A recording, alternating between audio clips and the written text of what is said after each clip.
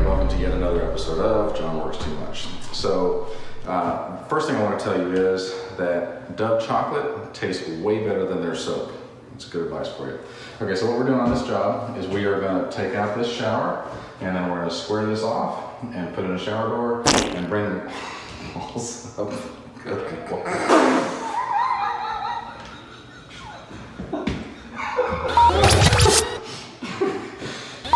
Good morning.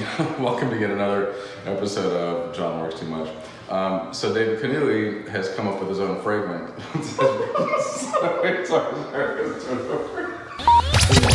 And welcome to yet another episode of John Works Too Much.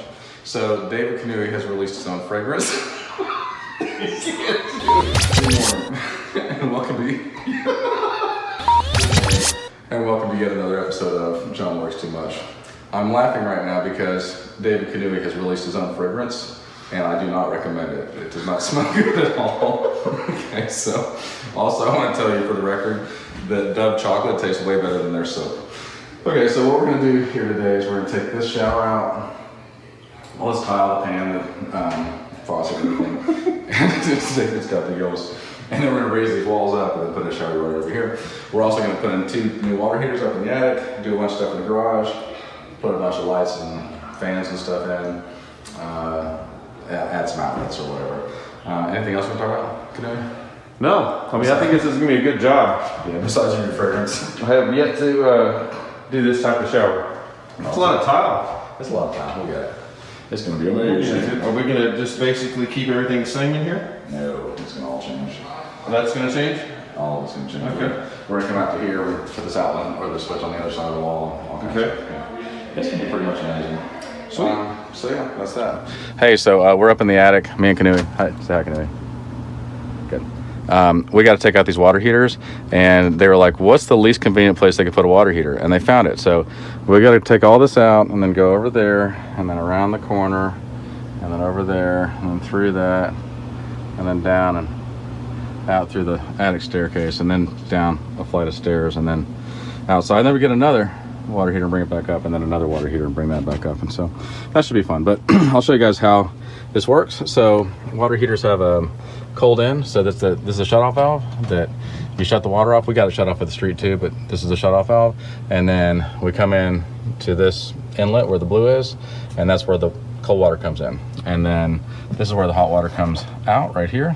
So it comes, as you can see, it comes in this side and then heats it down here. There's a heating element and stuff. It's gas. Sorry, so not a heating element. And then comes back out hot. In this case, it comes out hot and it comes over in to the cold on this one and then heats that up, so it's like a double boiler. And then it comes out hot here and then it goes out and then goes to the rest of the house. So that is how your water line goes. But then this right here is called a TMP valve, which is a temperature and pressure valve. And so if your water heater gets too hot or too much pressure or whatever, and it would explode, then this pop valve pops up, and when it does, then it bleeds off and it goes to this drain line right here, which takes it outside. Same thing on this one, it has a TMP. I've already disconnected it. And that takes it outside. So, and we have no gas coming out right now. And there's no gas because we shut the gas off. So gas is shut off. Yeah. So then here's a shut-off valve for the gas right here. And then I took the gas line off, but it came out and around and right into here for the gas line, but it's shut off because if it's running parallel with the line, then it's on, and if it's perpendicular with the line, then it's off because it's a ball valve. Anyway, same thing here. This would come off and then over into this one, and that's your gas, but it's shut off right now. So at the bottom of these, there's a like a hose bib right here. See it?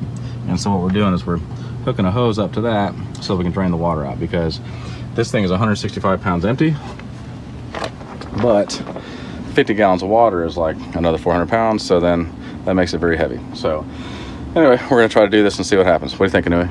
Let's do it. Let's do it. All right, bye. So I'm trying to drain these water heaters. Canuli's down in the sink downstairs, and this one drained pretty good. But then I came over, and you can see this one's been leaking for a while. You can see how it's all rusted out on the bottom and stuff. But then this one, I went to drain it, and we had it open for a long time, and nothing was coming out. And so I took wherever it is, that piece off, and it still wasn't moving. So I jammed a screwdriver up in there, and it still wasn't moving. So where my thumb is, I jammed a screwdriver in there, and all of a sudden, whatever it was popped loose, And so now I have to put my finger over this because otherwise it's going to spray water all over the place like that. But I can feel it, and it's hot water, so hopefully I don't die of scalds on the end of my finger. Fortunately, I got calluses on the end of my calluses, so that part's good. But yeah, hopefully this will be done soon. I'll show you the rest of it. This is it's 96 degrees in the shade, and it's But with this breeze, it feels like 95. 300 degrees in the attic. But with the breeze, it feels like it's only 280. Yeah, we just lifted 265-pound water heaters. But it was real easy, right? Straight shot. Through an attic. Let's just take a walk. So they were here. This is where the water heaters were. Oh, there's the pans they were sitting on. And then we just got, all we got to do is come under this thing. There's tons of room there. And then through these things. And then down around this corner. Oh yeah, that's not bad at all. And then we just, here, let's just take a look back. Now see how easy that is? Almost nothing in the way, except for all those boards. And then just, and then we right down there, and then down the attic see stairs. that attic door? We actually lowered it and took two of them down that way. And now we've got to bring two of them up. So we got the hard part done then. So this house was built in what year? The year of our Lord, 1807. It wasn't built that far away. 1980, 1970. Probably the 70s. It's got rock wool insulation. This is the Okay, itchiest so stuff ever. 1970. So those water heaters have probably been, Oh, this water heater said 2004. yeah, they've been replaced, but whoever put them up here initially is a knucklehead. And we're not their biggest fans. But we're putting them back. We're replacing them where they So initially did. 15 So we're years going to be from- the knuckleheads now. So yeah, 15 years from now, somebody's gonna be like, what idiot did this? It's us. We're the idiots. All right. So we got the water heaters in. There they are. They're all hooked up. We got the gas on and stuff. Why did the old lady fall into the well? Because she couldn't see that well. I guess she just didn't see that well. Yeah, good one. So today we have just been mostly goofing off all day long, making silly videos and things. We did get the water heaters up and they're all working. We ran a bunch of power everywhere. I mean, my electrician did, because we're out in county, so we do whatever we want. But then we also made this, the shower. So come on over, I'll show you. If you remember, it was right here and then shallow, and it had this gold-looking glass around it. But then we made it wider, and then we built this bench over here. And so this bench has plenty of room for two, let's just leave it at 2 people to get on the bench. This is a killer shower. I can't wait for you guys to see this, because this is, I've never installed anything this fancy. I'm more lowbrow, like poor people kind of stuff. But this thing is gonna be like magical. So I'm missing a part, but this right here will have a shower arm that comes out. You can hose yourself off from wherever, or wash the bottom of your feet and stuff. And then up here is going to be this huge rain shower head too. So we are pretty excited about that. So we got all that ready. We just got to get a pan and some other things. We're going to do that tomorrow, because there's rules in this county that we can't work past 6 o'clock because their homeowners association won't let us, which is, I've never run into that before. So what do we want to talk about, Trevor? I don't know. Perfect. We are going to talk about traps.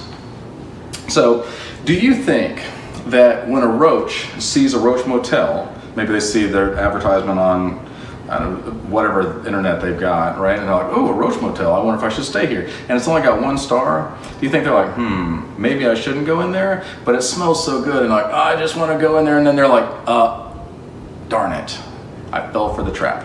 Or like, a mouse is like, cheese or peanut butter right here, like in a very conspicuous place. Like, what are the odds? It seems too good to be dead, right? Or like the moths going into the flame. You think they're all like, hey, there's my brother Charlie, and there's my mom, and there's my friend Bob, but I'm too smart for all that, right? Like, do you think that happens? Because traps, I feel like these creatures don't realize that there's people like us that do not like them, and we think they're pests, and so we're bigger than them and smarter than them, and we dedicate lots and lots of time and money to creating these traps that tempt them with what they want, but it is too good to be true, and then we kill them, right? Because we got longer lifespans, and we've got plenty of time to sit around and think about it. So the question is, are there traps like that for us that we fall into that maybe we're oblivious to, that we're looking going, yeah, there's Bob and Charlie and my mom and my brother and whatever, but I'm too smart for that, and I can handle it, but it just looks so good, I just can't keep my hands off. So maybe in your life you got some of that stuff. Personally, I think that drugs and alcohol are a plague on humanity. I believe that it is concocted in such a way that we're like, ooh, I like that, and one is too many and 1,000 is never enough. It doesn't matter what you do, you will never get that first high again, and you will be chasing after that for the rest of your life. But it will slowly kill you. It just traps you in there, and then you cannot get away, and it puts its teeth into you deeper and deeper. But there are lots of other traps, and so maybe today, if you find yourself in a trap, number A, avoid it, and letter 2, try to get out of there. Ask for help if you need to. We'll help you out. Right, Trevor? Yep. Yep, Trevor will help you for sure. I'll give you his number. It's, what is it? 911. I've never known the number for 911, but thank you for sharing that with me. All right, so we'll see you guys tomorrow. Love you.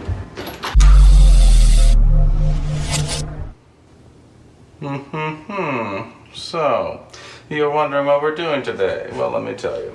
So we got this shower all framed up, and then we got the pan in, and then we built a bench, and then we got green rock up, and we're about to pour the pan. So it occurred to me that probably a lot of people don't know how this whole thing works. So I will show you. So what you do, this attaches, there's a piece that attaches to the PVC, and we have to put that on with PVC glue and purple primer. And there's another piece that comes around out here, and then we bolt this on, we twist it in place and bolt that on, and then we still need silicone this. So on PVC, you say purple primer. What does PVC purple primer, you put that on the PVC, what does it do? It's a solvent weld, so that means that once you put purple primer on there, and it cleans everything, and then it makes it, it primes it for the glue, and once you put the glue on, you put the glue on the inside and on the outside of the other one, and slide it in and hold it for a couple seconds, and that thing locks together, and it's a solvent weld, so it makes it all one, that nothing leaks. And it's not just a butt weld. So a butt weld would mean that you just got around the edge, and then if that cracked anywhere, you'd have a problem, but it has a solvent weld all the way through the whole thing, and so nothing, even if it has a small crack, it won't penetrate the whole thing. So. All right, so anyway, once you get this drain piece in, then this liner, this is pretty thick plastic, rubber, whatever, and it comes backing up and over all this stuff. It comes back over here and back up to about here, all the way around, and we just fold it and stuff. And then we pour a pan, right? So we're gonna pour mortar in here, and so what we got to do, for water to drain, you have to have a 1/4 inch drop per foot, which means that in our farthest point away from here, we got about 2 feet, so we got to have a 1/2 inch drop. So we took a level and went straight across, and then raised up 1/2 inch, and so then we drew this line all the way around. You can see where this line is, all the way around, and that's where we're gonna get our mortar to. So we're gonna take our mortar from this line towards the drain, and that way you don't have like a puddle of water sitting somewhere. You can see this angles down, as he's saying, so it will pour out. So it comes down towards this, right? So Correct. That's what's going to happen. It'll come down in all directions towards this drain, and then that's how you get your pan in. So then we'll let that dry tonight. Tomorrow we'll lay tile all over this. We got a bunch of other stuff to do today, and then the next day we'll grab everything. So that is how that works. Sometimes something bad happens, and you think this is horrible. This is just my luck, whatever. But it turns out that if that bad thing hadn't happened, then the next good thing wouldn't have happened. And so you have to be made uncomfortable. When I was 20, I guess, I was studying to be a pastor, and I was roofing, and I was a youth pastor all at the same time. And it was like 92, it was probably 93 by that point. So in 92, there was a huge hailstorm in DFW, and it was like softball size hail, and every house, every roof in the Metroplex was just destroyed. Well, after a year and some change, we fixed all the roofs, and all the roofs were new, and so there were no more roofs, and so I got laid off. And I got laid off. They said, look, there's just no more roofs to do. I mean, you're doing a good job, but there's no more roofs. We've done them all. And so I was like, I don't know where in the world I'm going to make $8.50 an hour and be able to have long hair and work around my youth pastor schedule. And so I prayed about it. And I'd been doing concerts back then because I've been a musician for 35 years now, and also because I was a youth pastor, we put on concerts as well. And I had loaned my jacket out to somebody, and I was very poor, and they were more middle class. And so they're like, a jacket, who cares? Just pick one from your closet. I'm like, that's my jacket. That's my only jacket. Like, I'm poor, and I got that because somebody gave it to me. So I tracked it down, and I got my jacket, and later on that day, It was the same day I got laid off, and I prayed about it. I showed up at this guy's house, and I'd met him before, and I said, "You don't need a new roof, do you? Because I just got laid off today." And he says, "No, but I do need tile laid." And I'm like, "Well, I've never done that. I'm not going to lie to you." And he said, "That's okay. Like, there's a free class at Home Depot. Take the class. You seem like a smart guy. If you think you can do it, I'll give you $10 an hour, and I'll buy all the tools and all the materials." I was like, "As long as you know I've never laid tile before." And he goes, "Maybe this will turn into a business for you." And I'm like, "Maybe after this I'll get a real job." And so I did the job, and he loved it. And he said, "Before you get a real job, would you mind talking to my neighbor? They need their house painted." And I'm like, "I'll go talk to him." And I looked at it, and I was like, "Yeah, I'll do the same deal." And so he goes, "Maybe this will turn into a business for you." And I'm like, "Maybe after this I'll get a real job." And then they said, "Hey, my neighbor over here needs some siding. Would you look at it?" And I'm like, "I'll look at it." And I looked at it. I was like, "Yeah, I can do that." And he goes, "Maybe this will turn into a business for you." And I'm like, "Maybe after this I'll get a real job." This went on for years. I had 8 people working for me before I realized that this was my real job, and that now I was a business owner and I didn't need to look for a job anymore. And that has been 27 years ago now. So maybe there's some good thing that's happening in all this, and maybe you don't look at like, hey, my career is gone or my opportunity is gone, whatever in the world it is, that the tragedy that's happened. And trust me, I know there's lots of tragedy, and I feel for you guys, really, I do. But maybe look for that other opportunity, and maybe God's trying to put you in a direction, in a place that you wouldn't have gone otherwise. So look for that opportunity. If there's anything I can do to help you guys, I want to. I love to see people succeed. I love to see people happy, and I love to see them just take that weight off of them and just be able to provide for their families, to have peace with God. I love that. I love seeing that in people. That warms my heart. That makes my life worth living. So anyway, I hope you guys are having a great day. Love you. See you soon. Bye.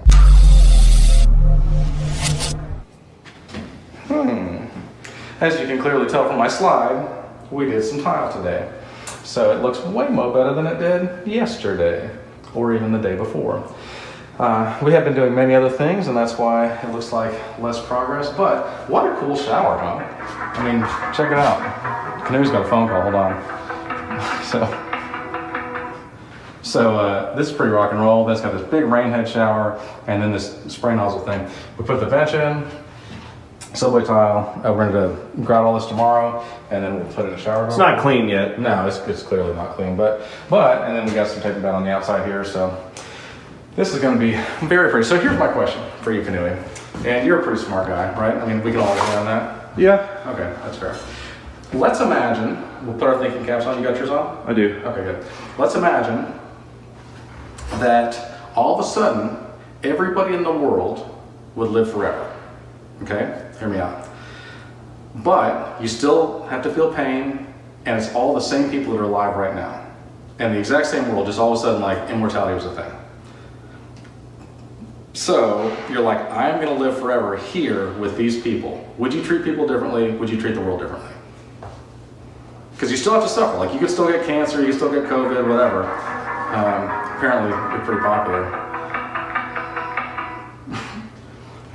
Would you treat anybody differently, or would you be like, we're cool. I just want to treat everybody like they're, not that you do this, but people treat everybody like they're disposable.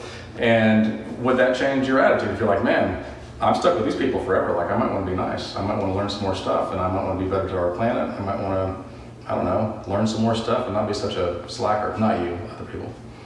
Well, you're asking me, but Yeah, I don't think I can answer that honestly, because I would have to really feel that, the depth and weight of all that, before I could actually really know what I would do. It's a hard question. Yeah. All of a sudden you're like, what would I do?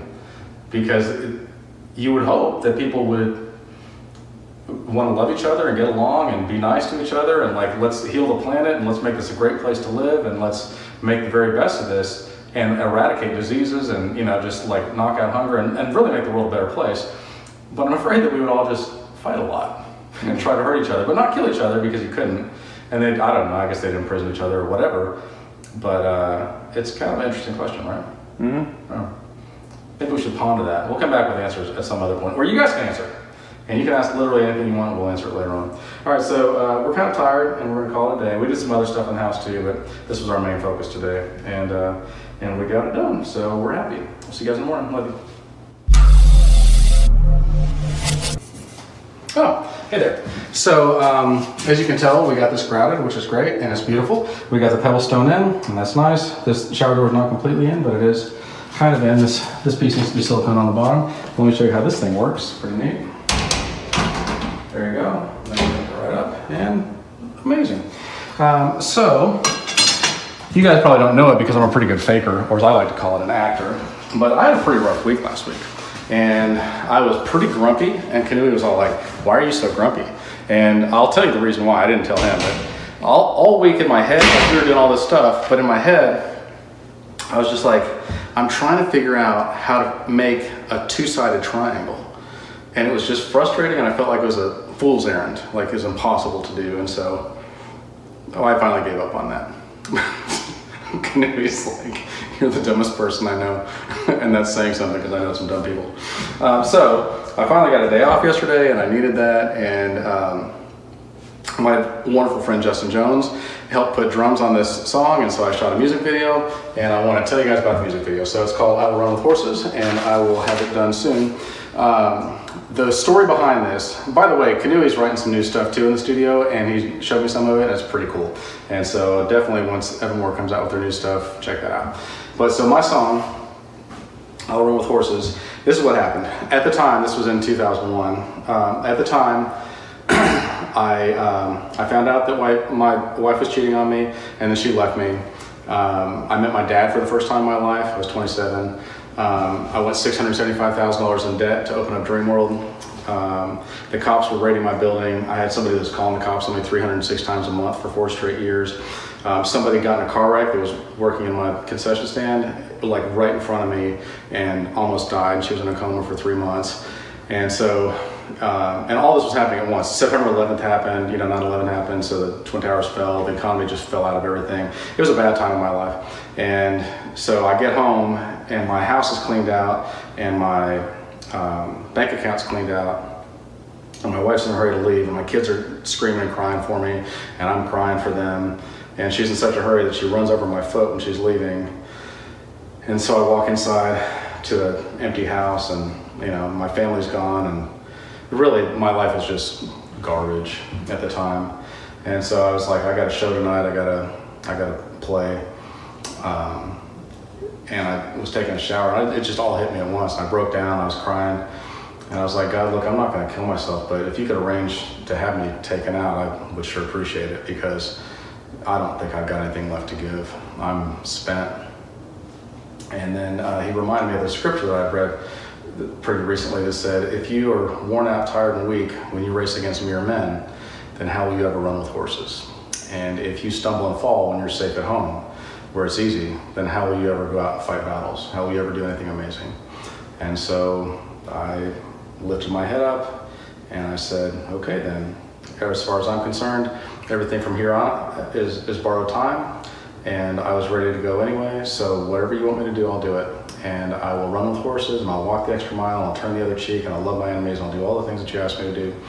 And then I wrote the song. And so I look forward to sharing it with you guys because it's a good song. I love it a lot. And then Justin did a great job on drums and producing it. So see you guys soon.